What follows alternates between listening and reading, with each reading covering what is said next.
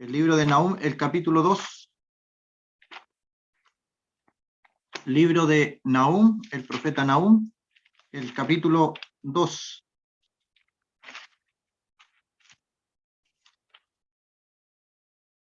Siempre decir que se llaman profetas menores porque la extensión de sus escritos es pequeña, es corta. Aunque alguno tiene más de 10 capítulos, pero la mayoría tiene pocos capítulos, por eso se llaman profetas menores, en comparación a los profetas mayores, que son 4: Daniel, Ezequiel, Jeremías e Isaías. Así que por eso, solamente para identificarlo, le llamamos profetas menores.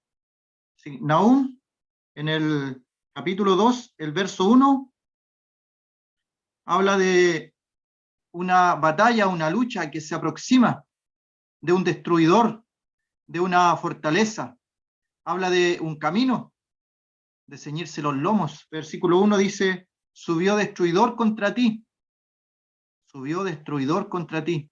Guarda la fortaleza, vigila el camino, cíñete los lomos, refuerza mucho tu poder.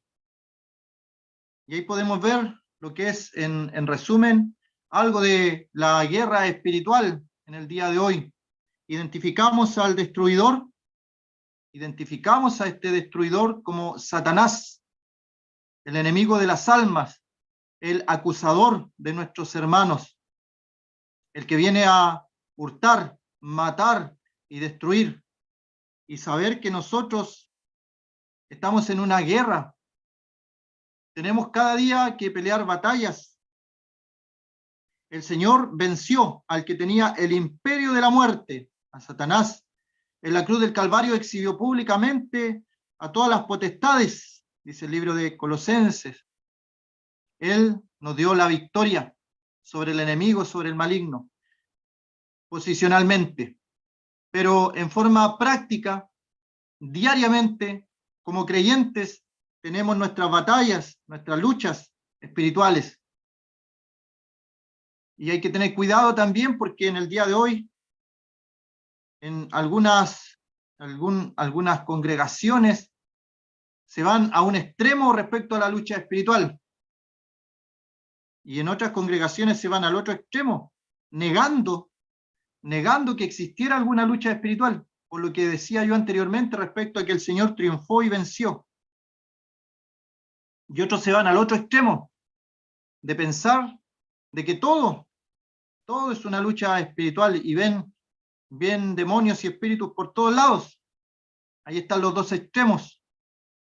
Unos piensan y dicen que, bueno, incluso han llegado a decir que Satanás no es tan real como lo dice la Biblia. Pero está el otro extremo de verlo en todos los lugares, en todas partes. Así que equilibradamente, conforme a la Biblia, tenemos aquí, podríamos decir, un pequeño manual de 4 partes. De 4 partes. Sabemos que el destruidor es Satanás. Nosotros, al enfrentar a este enemigo, debemos hacer 4 cosas: guardar la fortaleza, vigilar el camino, ceñir nuestros lomos y reforzar mucho nuestro poder. Ahora, cuando hablamos de nuestro poder, o del poder que actúa en nosotros, o del poder que mora en nosotros, ¿a qué nos estaremos refiriendo? A la persona del Espíritu Santo. Nosotros, sin el Espíritu Santo, que vino a morar el día que recibimos al Señor como Salvador personal, sin la presencia del Espíritu Santo no tenemos ningún poder alguno. Así que, dividiendo este texto en las 4 partes que he mencionado, en guardar la fortaleza, vigilar el camino, ceñir los lomos, reforzar mucho tu poder. La vez anterior vimos lo que era ceñir los lomos. Según Pedro, ceñir los lomos de nuestro entendimiento. Como explicaba en aquella oportunidad, cuando se escribió Nahum, era algo real. La gente usaba espadas, la gente estaba en guerra, había gente que moría, había gente que peleaba literalmente, pero en el día de hoy son nuestras batallas espirituales. Y por eso Dios nos ha dado lo que dice armas espirituales. Las armas de nuestra milicia no son carnales, sino que son espirituales para la destrucción de fortalezas. Y el Señor quiere que venzamos nuestras batallas, que destruyamos estas fortalezas que a veces se levantan contra el conocimiento de nuestro Señor. El mundo está atacando día a día. El príncipe de este mundo, Satanás, ataca también. Y un tercer enemigo está muy cerca de nosotros, porque somos nosotros mismos, en lo que es la vieja naturaleza del creyente, el viejo hombre, que lo menciona también Pablo. Así que ahí están los tres enemigos: el mundo, la carne, que seríamos nosotros, el viejo hombre, y Satanás, el enemigo de las almas, el que viene a hurtar, matar y destruir. Ahora, en la última parte de este verso, dice y nos aconseja para esta lucha espiritual: refuerza mucho tu poder. Como lo mencioné, el poder que actúa en nosotros es el Espíritu Santo. Una persona que no ha conocido al Señor como Salvador personal no tiene el Espíritu Santo todavía. El Espíritu Santo viene a morar en una persona recién cuando la persona reconoce al Señor como Salvador personal, recibe el mensaje de salvación, cree en el Señor Jesucristo como su Salvador personal. Recién ahí viene el Espíritu Santo a morar en nosotros, en un creyente. Los no creyentes no tienen el Espíritu Santo, solamente el creyente tiene el Espíritu Santo. Y el Espíritu Santo es una persona que mora, que habita en el creyente. Tampoco es una fuerza que viene y se va de repente. Hay gente que dice: me tomó el Espíritu Santo. ¿Está malo eso? No está correcto. El Espíritu Santo viene a morar en un creyente, es como un sello, así lo dice la Biblia, un sello, pero no va ni se viene, sino que permanece en el creyente. Refuerza mucho tu poder. Bueno, el reforzar, esa palabrita reforzar, es engrosar, añadir nuevas fuerzas o fomentar algo que ya se tiene, fortalecer o reparar lo que padece ruina o está deteriorado. Reforzar. Y el Señor nos está pidiendo en esta lucha espiritual a nuestro espíritu que reforcemos el poder que actúa en nosotros. Este poder que es el Espíritu Santo. Hermano, hermana, tú tienes el Espíritu Santo. Tenemos el Espíritu Santo. Como decía, no es que viene y se va. No es una fuerza. Es una persona. Es una persona. También reforzar significa aumentar la fuerza o eficacia. La fuerza o eficacia de alguna cosa. Reforzar. Y el Señor nos está pidiendo que reforcemos este poder. Ahora el Espíritu Santo es completo, porque es Dios mismo. Es Dios morando en nosotros. Pero Él quiere que tengamos conocimiento, certeza de que el Espíritu Santo está morando en nosotros y que puede hacer muchas más cosas de las que nosotros le permitimos. Y yo le pregunto a usted en esta tarde si siente realmente o percibe la presencia del Espíritu Santo morando en usted. Si siente esto, si lo percibe. Bueno, alguno puede decir: es que yo no siento nada, no tengo ninguna sensación. Y la verdad que el Espíritu Santo no es que se sienta o no se sienta. La palabra de Dios dice que el Espíritu Santo viene a morar en un creyente. Lo sintamos o no lo sintamos, porque los sentimientos son variables. Es lo mismo con respecto a la salvación.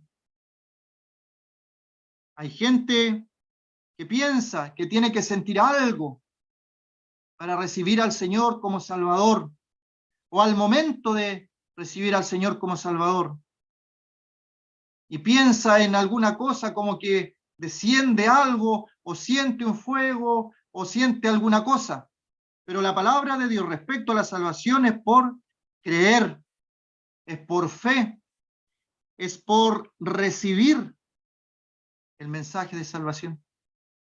Recibir al Señor como Salvador. Y al momento de recibir al Señor, entonces recibimos también el Espíritu Santo. Y Él es completo en nosotros. Pero nos pide que reforcemos este poder. Porque el Espíritu Santo, por ejemplo, se puede entristecer, se puede constreñir, poner triste. Si hemos dicho que es una persona, usted puede poner triste a una persona. El Espíritu Santo quisiera hacer mucho más cosas con nosotros, pero a veces nosotros no le dejamos, no le permitimos, lo entristecemos, dejamos de andar en el Espíritu y se entristece, se constriñe. Así que nos pide reforzar este poder, refuerza mucho tu poder, aumentar esta fuerza, hacer más fuerte, resistente lo que está en nosotros. Y respecto a la palabra poder, una definición de poder es potencia. Potencia, el poder. Actúa poder en ti, actúa poder en mí, en el día a día.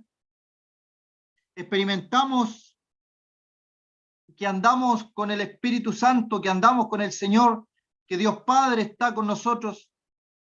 O a veces las circunstancias de este mundo pareciera que estamos solos, que nuestros problemas los arreglamos solos, que nuestras circunstancias tenemos que batallarlas solos. Bueno, el Espíritu Santo es poder en nosotros y tiene que actuar. Cuando se comparan dos fuerzas, dos poderes, obviamente el que tiene más poder es el que vence, y el Espíritu Santo vence a todas las fuerzas del mal, todas las fuerzas del maligno.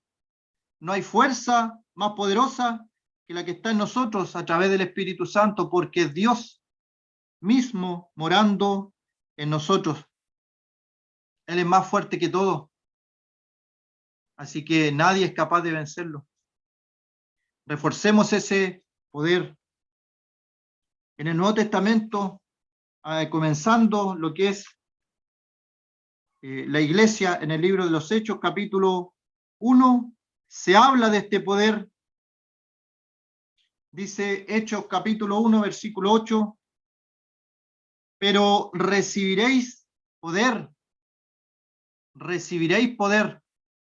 cuando haya venido sobre vosotros el Espíritu Santo, y me seréis testigos en Jerusalén, en toda Judea, en Samaria y hasta lo último de la tierra. Y habiendo dicho estas cosas, viéndolo ellos, fue alzado, y le recibió una nube que le ocultó de sus ojos. ¿Para qué nos ha dado poder el Señor en este pasaje? El poder ahí tiene que ver con la evangelización. Así que debemos reforzar nuestro poder en la lucha espiritual para evangelizar, para predicar el evangelio, para entregar el mensaje de las buenas nuevas, el mensaje de salvación a los perdidos. Tenemos ese poder para quitar de nosotros el miedo de testificar de nuestro Señor que murió por nosotros, la vergüenza de no querer testificar que somos creyentes, que somos cristianos, que no se sepa que somos creyentes, que creemos en el Señor como Salvador personal. El Señor nos da poder para evangelizar. Recibiréis poder dice, me seréis testigos, Jerusalén. Aquí hay un orden. Jerusalén es la ciudad en la que habitamos, en la primera parte. Luego Judea, que es la provincia donde estaba Jerusalén. Así que también nuestra provincia. Y luego viene Samaria, que es la provincia vecina, los lugares de alrededor. Y también aparece lo último de la tierra. O sea, el creyente tiene poder para evangelizar, para recorrer con el evangelio en su ciudad, en su provincia, en las provincias vecinas y hasta lo último de la tierra. Si hay hermanos en esta tarde que tienen el llamado de parte del Señor a evangelizar donde no se ha evangelizado, lugares que todavía no conocen al Señor como Salvador. Leí hace poco de un varón que fue a una isla donde todavía ni siquiera estaba la Biblia, no sabían del Señor. Y podríamos pensar que fue infructuoso porque llegando a la isla lo asesinaron.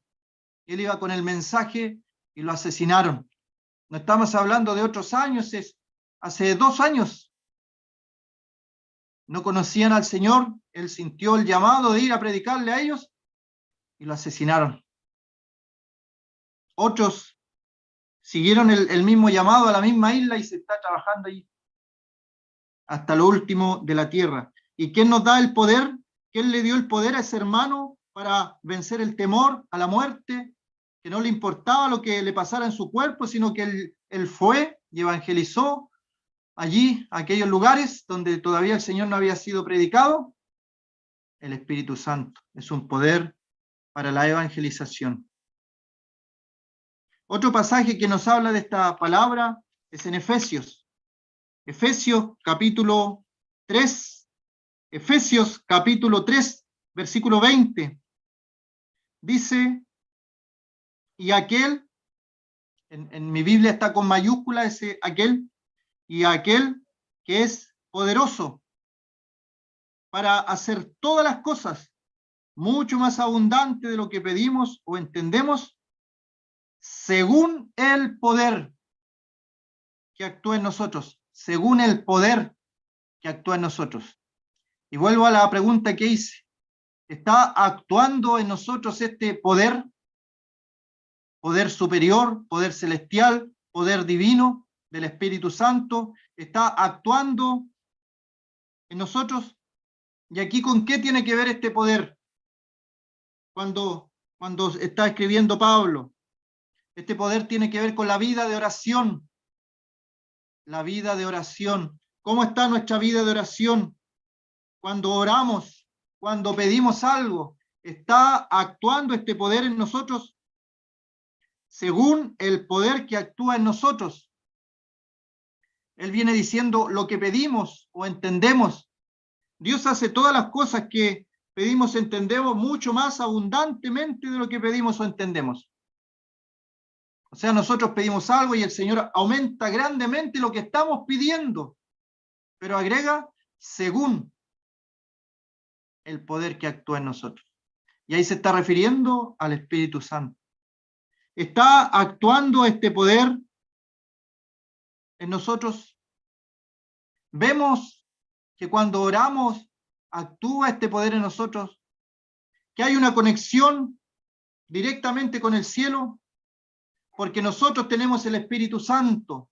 Estamos hablando a un Dios santo y se conecta a la santidad, se conecta a lo espiritual, porque Dios es espíritu. Los que le adoran es necesario que le adoren en espíritu y en verdad. Estamos en una conexión espiritual. Estamos utilizando un arma espiritual, porque las armas de nuestra milicia no son carnales, no son terrenales. Son poderosas en Dios para la destrucción de fortalezas. Y la oración es un arma. Pero a veces pedimos oración y oramos por algo y en nuestra incredulidad, cuando oramos por alguien y esa persona es sanada, hay asombro en nosotros. ¿Acaso orábamos pensando que no se iba a sanar? Si oramos y creemos que lo que estamos pidiendo es conforme a la voluntad de Dios, y la voluntad de Dios es buena, es agradable y es perfecta, y nosotros pedimos por algo, el Señor responde, ¿por qué hemos de asombrarnos cuando Él responde? Una persona pedía por su hijo, y el Señor respondió la oración, y luego ella estaba enojada con un doctor, pensando que le había dado mal el diagnóstico, en vez de pensar que el diagnóstico estaba bueno y que Dios había cambiado la situación de salud del pequeño. Nuestra naturaleza humana nos engaña. El mundo de la oración, el poder que actúa en nosotros, está en una esfera totalmente superior a lo terrenal, donde ocurren cosas imposibles, que es imposible que algo ocurra. Ahí está obrando el poder sobrenatural del Señor Jesucristo, de Dios Padre y del Espíritu Santo, a través de un arma que nos ha dado, que es la oración. Aquel que es poderoso para hacer todas las cosas, mucho más abundante de lo que pedimos o entendemos, según, le agrega ese según, el poder que actúa en nosotros.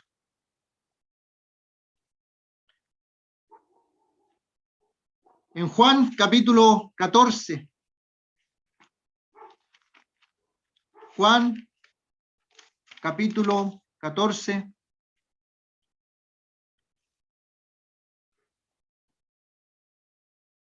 el versículo 26. Mas el Consolador, el Espíritu Santo, a quien el Padre enviará en mi nombre, Él os enseñará todas las cosas y os recordará todo lo que yo os he dicho. Ahí está obrando este poder, el poder del Espíritu Santo en nosotros, porque el Señor lo envió, porque el Señor lo mandó. Y este poder actuando allí tiene que ver con el estudio de la palabra del Señor.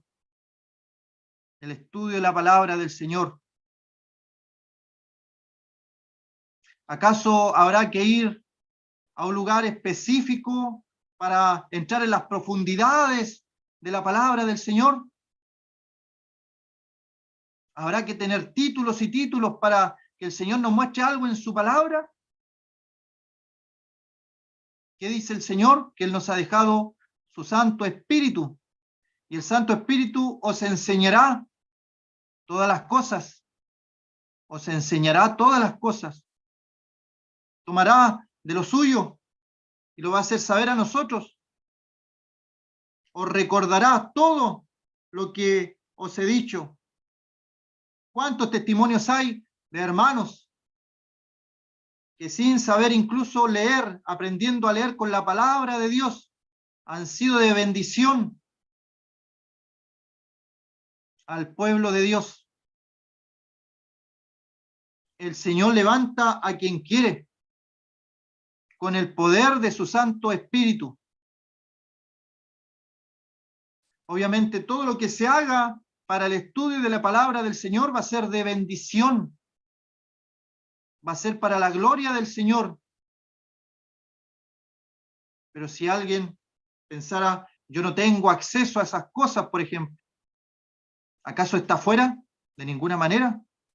Tiene la palabra de Dios y tiene el Espíritu Santo que ha dejado el Señor, que le enseñará todas las cosas y os recordará todo lo que el Señor ha dicho.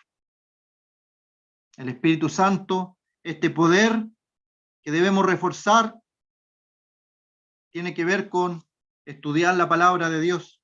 ¿Cómo está tu estudio personal? ¿Tu estudio personal en la palabra de Dios? ¿O acaso eres solamente un receptor de lo que otros van aprendiendo en la Escritura? Y no necesariamente tienes que estar enseñando. El estudio personal no implica eso. Pedro nos dice que crezcamos en el conocimiento y en la gracia de nuestro Señor. Crecer en el conocimiento y en la gracia de nuestro Señor. a través de la palabra de Dios, de la lectura sistemática de la palabra de Dios, de la lectura diaria, de la lectura meditando en la palabra de Dios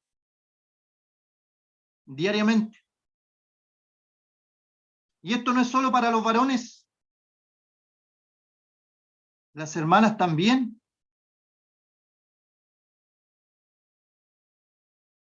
Y alguien podría pensar, pero yo no enseño. Una hermana podría decir, yo no enseño públicamente, pero tiene un ministerio privado.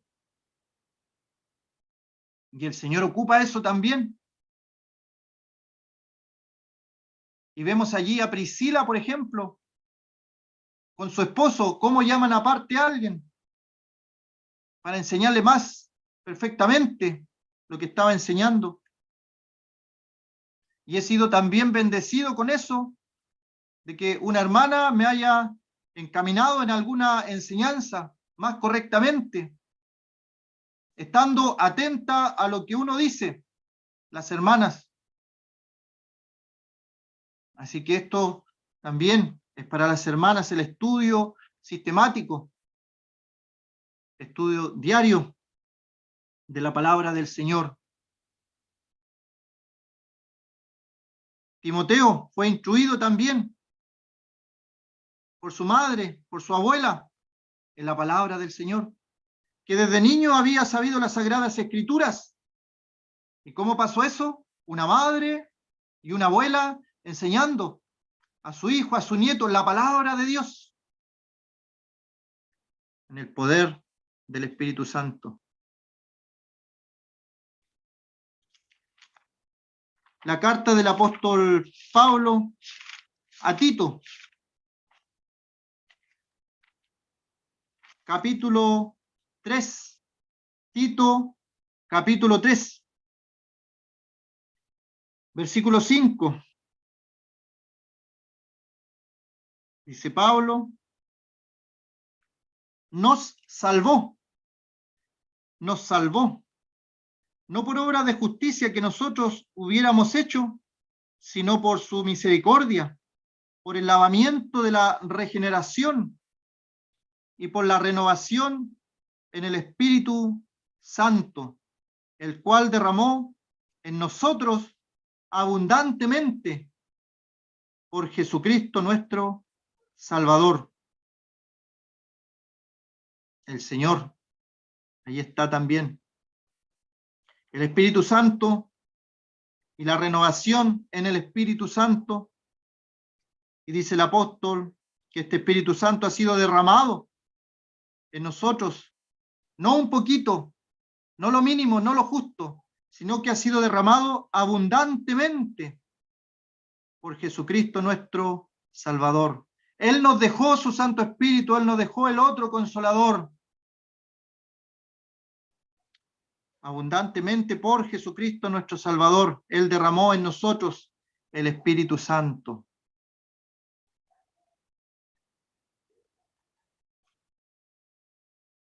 ¿Cuál es el poder aquí? Dice el versículo 5, el lavamiento de la regeneración y la renovación en el Espíritu Santo. Aquí el poder del Espíritu Santo tiene que ver con nuestra santificación, con que nos apartemos de todo mal de este mundo. El mal de este mundo nos contamina. La serpiente, dice Pablo, me temo que como la serpiente engañó a Eva, vuestros sentidos sean engañados. Y el enemigo, Satanás, nos contamina. Este mundo nos contamina a través de nuestros sentidos. Algunos hablan de 5 sentidos. Algunos le agregan un 6º sentido. Pero cada uno de estos 5 sentidos puede ser contaminado por el enemigo. La vista, el olfato, el gusto, nuestros oídos. Este mundo contamina. Esa es la función del enemigo, contaminar. ¿Y cuál es la función del Espíritu Santo? ¿Cuál es ese poder que actúa en nosotros? La renovación, renovando nuestra mente, renovando nuestro entendimiento, renovar nuestra manera de pensar. Hermanos, ¿cómo está nuestro pensamiento? ¿Se ha renovado? Hay hermanos que creían en hombrecitos verdes, marcianos, en extraterrestres. Bueno, el Señor ha renovado ese pensamiento, alabado por la palabra aquellos pensamientos. Pensaban en que el hombre venía de la evolución, pero el Señor, a través del Espíritu Santo que ha derramado en nosotros, ha lavado aquellos pensamientos, ha renovado la manera de pensar. Y Dios dice claramente en su palabra que Él nos creó y no nosotros a nosotros mismos, que no somos algo al azar, de millones y millones de casualidades en el universo, no. Somos creación divina. Por eso que el autor de Eclesiastés dice, acuérdate de tu Creador en los días de tu juventud, antes que vengan los días malos. Acuérdate de tu Creador. Dios es nuestro Creador. Y esa manera de pensar, solamente el Espíritu Santo puede ir renovando los pensamientos de aquellos que piensan otra cosa y que vienen al Señor. El Señor los recibe, son salvados, son perdonados, pero traen tantos pensamientos de su vida antigua, de su vida pasada, del ateísmo, de la brujería, de la magia, de la ufología, pero el Señor va renovando los pensamientos a través del Espíritu Santo. Y eso hace que cada día el creyente vaya siendo santificado. Pero uno podría pensar, y viene el otro día, y nuevamente hay contaminación. Nuevamente podemos escuchar de distintas formas una música que no agrada al Señor. Podemos mirar con nuestros ojos algo que el Señor no le agrada. Y podemos contaminar nuestros sentidos. Así como la serpiente engañó a Eva, nuestros sentidos pueden ser engañados de la sincera fidelidad para servir al Señor. Que no nos pase eso.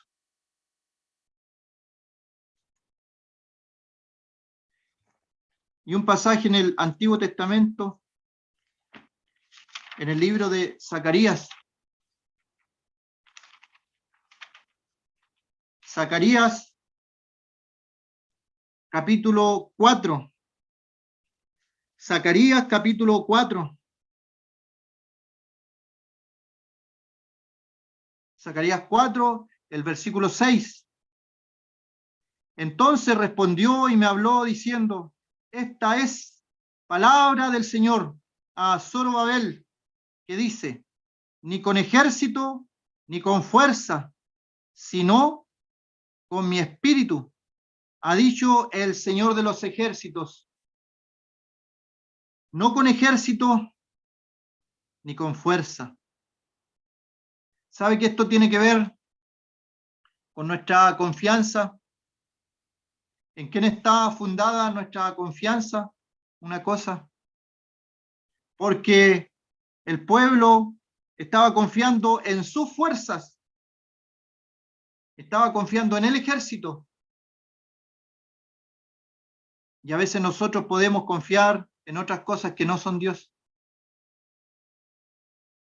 En las cosas cotidianas, como que fuera lo último, ya que no resultó nada de lo que yo había planeado, entonces ahora me voy a poner a orar. Por ejemplo, podría pasar eso. Pero la oración, la comunión con el Señor debiera ser lo primero. Esta es palabra del Señor a Zorobabel. No con ejército ni con fuerza, sino con mi espíritu. ¿Cuál es el contexto? Zorobabel estaba haciendo una obra y él tenía una visión de Dios a futuro. Quería hacer cosas para el Señor, y puede haber sentido temor que no iba a completar la obra o no la iba a poder hacer. Y se puede comenzar a buscar en lo humano, en lo terrenal, ayuda allí. Y el Señor tiene que decirle, si yo voy a hacer algo para la honra y la gloria de mi nombre, no va a ser con tus fuerzas, no va a ser porque tú tienes mucho o poco ejército, no va a ser porque tú tienes mucha o poca fuerza, sino solamente va a ser por mi Santo Espíritu. Un espíritu que desde el comienzo de la creación aparece ordenándolo todo. Y el espíritu se movía sobre la faz de las aguas. Un espíritu que separa cosas. Y hay luz y hay tinieblas y hay una separación. Un Espíritu Santo que en el día de hoy separa a los creyentes de los no creyentes. Y hay una separación absoluta, sin lugar a dudas. No hay un tal vez, no hay un quizás. Las personas en el día de hoy están separadas por el Espíritu Santo. Hay personas que tienen el Espíritu Santo y hay personas que no tienen el Espíritu Santo. ¿Cuál es la diferencia? Los que han recibido al Señor tenemos el Espíritu Santo. Los que han rechazado al Señor como Salvador no tienen el Espíritu Santo. Y aquí está esta palabra que le da el Señor a Zorobabel, le da ánimo y le dice que las manos de Zorobabel echarán el cimiento de esta casa y sus manos la acabarán, y conocerás que el Señor de los ejércitos me envió a vosotros. Aquí Zorobabel tenía una visión. Hermano, hermana, ¿tú tienes una visión de lo que Dios quiere para tu vida? ¿De un legado que puedas dejar de tu paso por este mundo? No estoy hablando de un legado terrenal, de una fábrica que tú hayas emprendido, construido, o de alguna carrera que tú hayas sacado. Estoy hablando de una obra espiritual, de una obra para el Señor, de un legado espiritual que hayas dejado tu paso por este mundo. Cada uno de nosotros se va a ir. No nos vamos a llevar nada. Y nadie en esta tarde puede asegurarme que el día de mañana va a estar con vida. Nadie. Podemos partir en cualquier momento. Y si partimos en el día de hoy, ¿qué habremos dejado? ¿Cuál es nuestro legado? ¿Será un legado terrenal o un legado espiritual? Aquí la visión que tiene Zorobabel es de una visión espiritual de las cosas de Dios. Él quiere construir aquella casa de Dios y se le anima a través de estas palabras.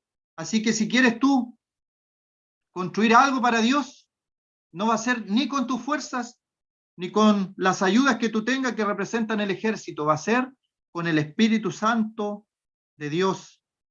Así que repasando los 5 puntos, el Espíritu Santo es el poder que actúa en nosotros, nos ha dado poder para evangelizar, para una vida de oración, para el estudio de la palabra de Dios. Como 4.º punto, para la santificación. Y el último punto, una visión de la obra de Dios. En cada uno de esos puntos que hemos mencionado, el Espíritu Santo, obrando en nosotros, nos ha dado la capacidad para hacer cosas que están fuera de nuestro alcance terrenal. Y Él, solamente Él, lo puede hacer. Y dejamos las preguntas a cada uno de estos puntos para terminar. ¿Cómo está nuestra vida de evangelización?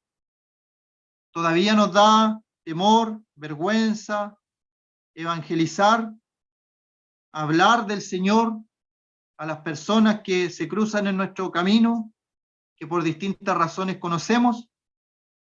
El punto número 2, ¿cómo está nuestra vida de oración? Examinémonos a nosotros mismos cómo está nuestra vida de oración. cuando oramos por algo, cómo está nuestra fe, cómo está ese poder actuando en nosotros. Y respecto al número 3, al estudio de la palabra del Señor, cómo está ese tiempo de estudiar la palabra del Señor por temas, por personajes, por historia, por tantas cosas.